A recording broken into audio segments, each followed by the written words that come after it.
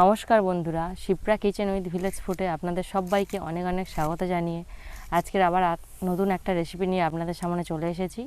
তো আজকে আমি চিংড়ি, কুমড়ো, আলু দিয়ে একটা রেসিপি করে আপনাদের দেখাবো। আপনারা প্লিজ ভিডিওটা পুরো দেখুন, কেউ স্কিপ করবেন না। উনুনটা আমাদের অলরেডি ধরানো হয়ে গেছে। ওদিকে আমার শাশুড়ি মা সবজিগুলো কেটে নিচ্ছে, আমি এদিকে উনুনটা ধরিয়ে নিয়েছি। এবার আমরা রান্না শুরু করব।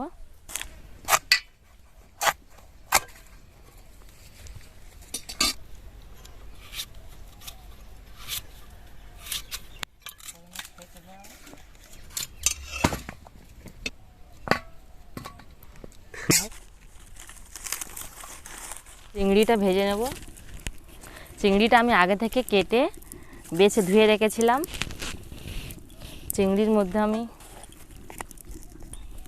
ভাজার জন্য চিংড়িটা পরিমাণ মতো লবণ দেব।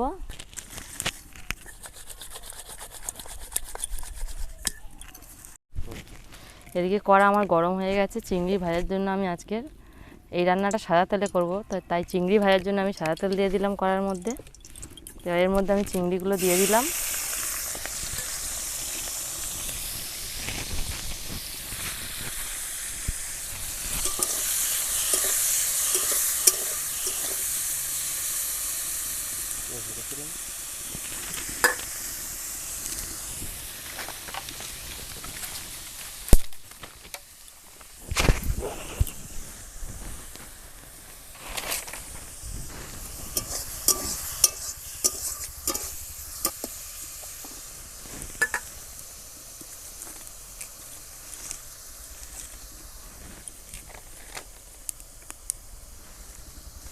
চিংড়ি আমার ভাজা হয়ে গেছে। এবার আমি চিংড়িগুলো তুলে নেব।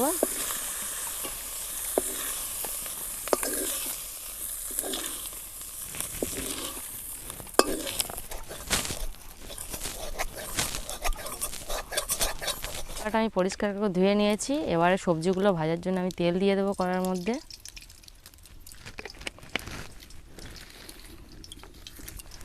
আর একে একে সব সবজি আমি দিয়ে দেব।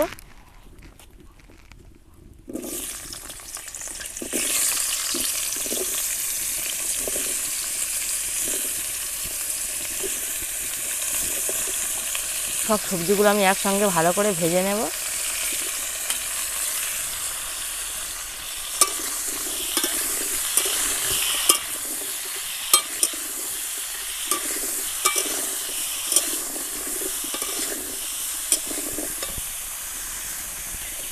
এবার এর মধ্যে আমি লবণ দিয়ে দেব।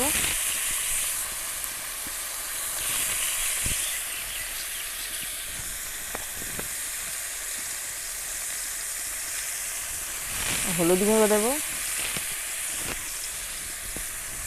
দিয়ে আমি নাড়াচাড়া করব।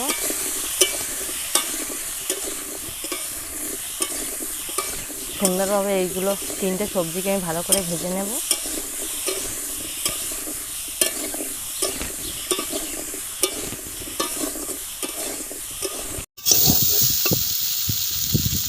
সবজিগুলো আমার ভাজা হয়ে গেছে। এবার এর মধ্যে আমি পরিমাণ মতো জল দিয়ে দেবো সিদ্ধ করার জন্য।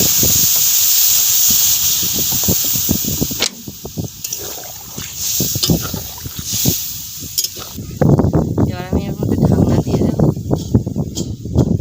এবার আমি ঢাকনাটা খুলে দেখবো সিদ্ধ হয়েছে কিনা।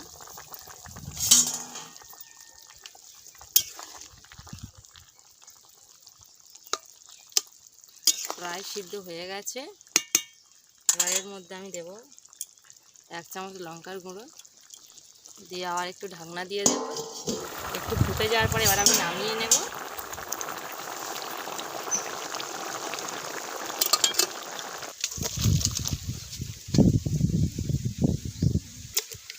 কড়াটা পরিষ্কার করে ধুয়ে নিয়েছি।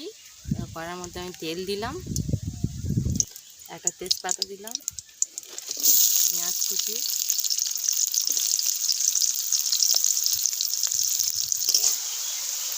পেঁয়াজটা লাল লাল করে ভাজা হয়ে গেছে। এবার এর মধ্যে আমি আদা বাটা দিলাম।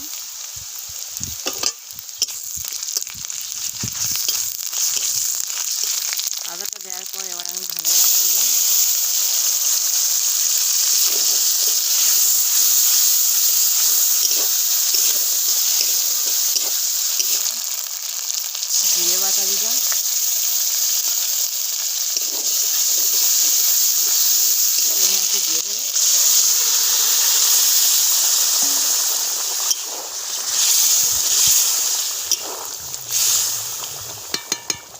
সুন্দর একটা গন্ধ বেরিয়েছে। এর মধ্যে আমি চিংড়িগুলো দিয়ে দিলাম।